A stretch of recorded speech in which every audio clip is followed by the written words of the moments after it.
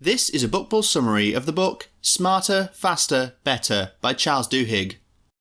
We have all encountered people who always keep to their schedules no matter what. They ensure they meet their deadlines or goals even when ill or injured. Though, the majority of us aren't like this.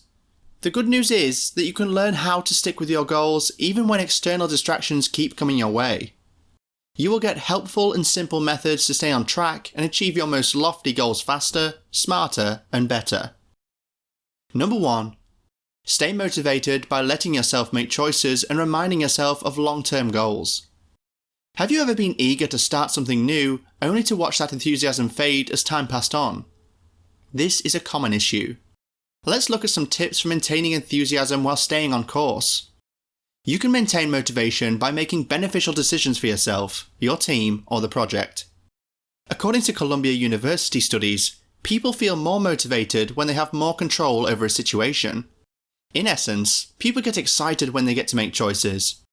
Additionally, you should regularly remind yourself how your decisions affect the project and your primary goals.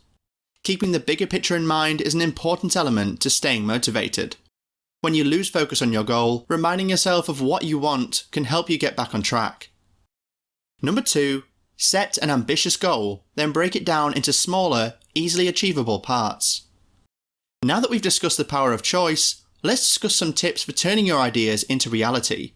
You should start with your loftiest ambitions or stretch goals. Don't be scared to dream. Stretch goals are goals that are beyond your ability to achieve, so they sometimes feel overwhelming. A SMART goal can be useful when your goals seem too much.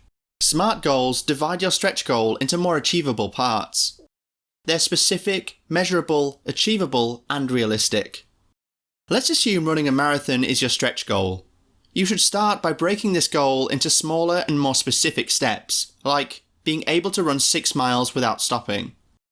Then, find a method to evaluate yourself, such as, I'll run 6 laps on my local track. Next, ask yourself, is your goal achievable?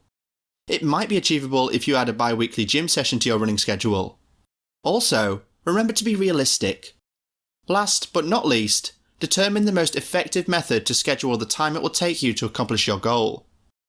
One of the benefits of SMART goals is that you get an extra motivation boost each time you complete a stage. Number 3. Stay focused on your goals by anticipating any potential distractions. Life is unpredictable. Unexpected things always happen and divert your focus no matter how clearly you plan your stretch and SMART goals. So how do you maintain your focus? One effective approach is to create mental models and inspiring stories that keep you focused and motivated.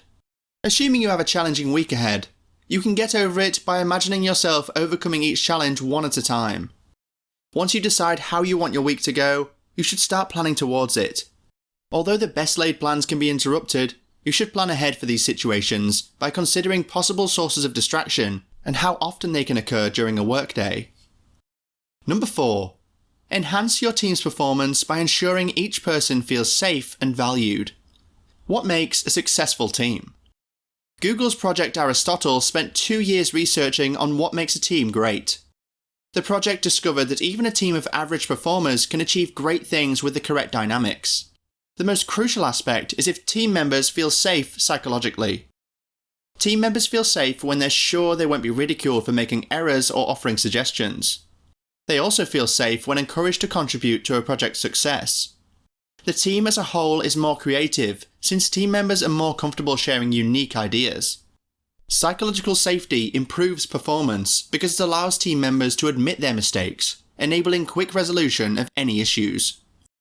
Naturally, it is the responsibility of team leaders to foster this psychological safety. Therefore, if you're a leader, make sure every member of your team has an opportunity to speak up at least once at every meeting. When a team member appears upset, encourage the person to share what's bothering them and make sure other team members respond in a caring way. Make sure everyone feels valued and respected. Number 5. Fostering a commitment culture increases your company's overall success. According to a comprehensive study, company culture is crucial for any firm's success. The most effective type of company culture to nurture is a commitment culture. In a commitment culture, management focuses on developing an emotional connection between the staff and management as well as fostering employee attachment to the business.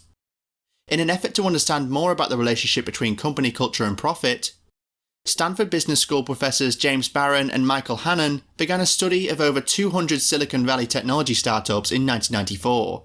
The research team discovered those commitment culture companies consistently demonstrated to be the most successful of the 5 distinct corporate cultural types they investigated. Not a single commitment culture company went bankrupt. They were the fastest to go public and maintained the highest profitability ratios. Supporting a commitment culture also has the advantage of reducing the number of middle managers needed by an organisation. Commitment-cultured organisations hire dedicated and top-notch specialists who are usually good at managing themselves. Your firm will operate more efficiently when a specialist can address inquiries and problems directly. Number 6. Find new applications for old ideas and let your emotions guide your creative work. Not all innovations require starting from scratch. Try to use previous concepts in new and interesting ways rather than trying to develop something completely new. A good illustration of this phenomenon is behavioural economics. The pioneers of behavioural economics use psychological and economic models to study why people often choose decisions that are contrary to their interests. Thus, behavioural economists were able to make groundbreaking discoveries by using established ideas in novel ways. The groundbreaking studies did not introduce any original notions. Rather, they took fresh approaches to pre-existing ideas. Tuning into your emotions is another efficient way of enhancing creativity. Let your feelings and instincts lead you. How you feel about a situation or idea will tell you if you are dealing with something exceptional or ordinary. This is the approach the Disney animation president Edward Catmull employed with his writers. For instance, when his team was working on the movie Frozen, he asked them to explore their feelings with their siblings. This contributed significantly to the film's resounding success by enabling the writers to show the relationship between the characters Anna and Elsa in a real, genuine, and relatable way. What's your most important key takeaway? Please comment down below and share the video if you like it. Check out these other 2 videos. Thank you, and until next time.